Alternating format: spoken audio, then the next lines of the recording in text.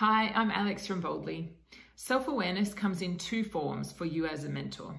The first form is, of course, internal. This is your ability to analyze your motivations, your values, your thoughts, and your self-talk.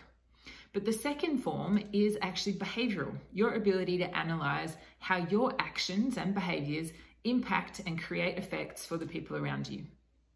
So as a mentor, you're role modeling this continuous self-awareness, continuous analysis of yourself so that you can demonstrate for the mentee an ongoing learning pattern. So there's three things that we suggest you can do to make sure that you're outwardly demonstrating your self-awareness. The first one is to identify your strengths and be able to articulate them to your mentee. Now, by going through a personal strengths analysis, which is always going to change, what you do is you start to catalog your resources. Now, most of the time when we think about self-awareness, we think about how do I do exploration so that I can find my weak spots or my blind spots.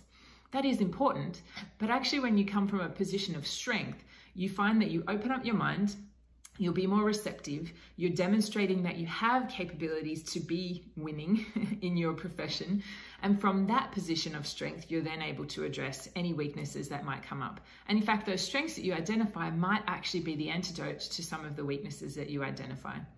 So having an ongoing dialogue with yourself, but being willing to articulate strengths and strengths as an opponent to weakness is one position of showing that you're doing the work. The second thing is to analyze your self-talk. We all have an inner dialogue. We all know that there's a voice in our mind that gives us an ongoing commentary of our actions. You might find, as most people do, that that internal voice is actually quite negative. So what we all need to do as mentors is to stop and analyze that thinking. Question the evidence that you have for statements that you might be making in your mind. Question, if I heard my mentee say that statement out loud about themselves, would I stop them or would I let them go on? What we find is we'd never let a friend or a family member or a mentee say some of the things that we say to ourselves. It's a huge amount of psychological and emotional energy to have this dialogue going on, and it's energy that you could be spending elsewhere.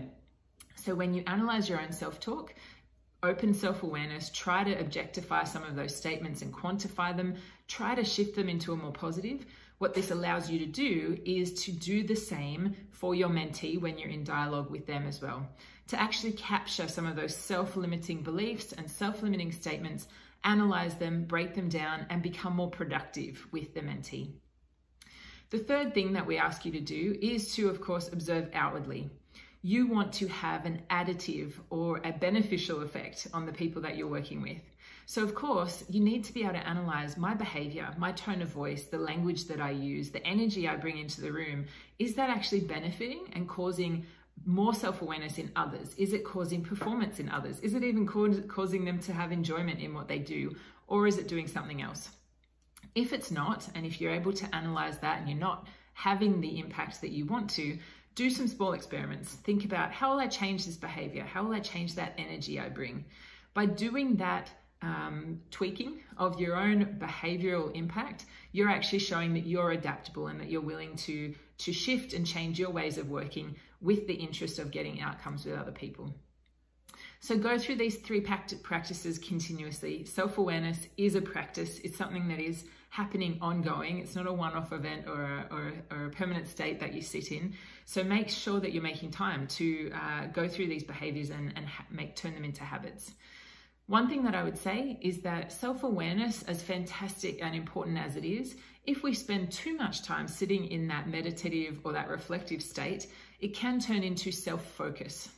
And what we need to do to counteract that is to take these same exercises that we're bringing to ourselves, focusing on strengths, analyzing self-talk, and thinking about our impact in the world around us, and bring that into a focus on others as well.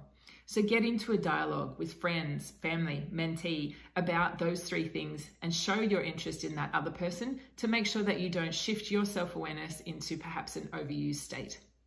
Now, there's heaps of resources on Boldly, and we always love to hear more about your experience as a mentor. So reach out if you want to discuss more techniques and tactics for building self-awareness. Thank you.